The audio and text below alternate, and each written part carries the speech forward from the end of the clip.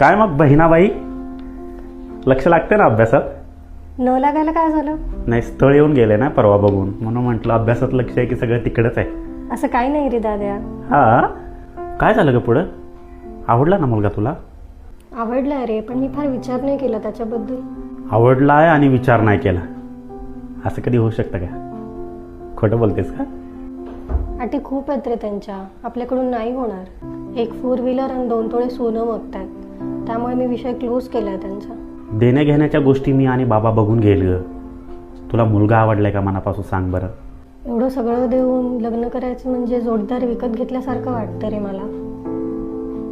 मी बोलू का त्याच्याशी एकदा?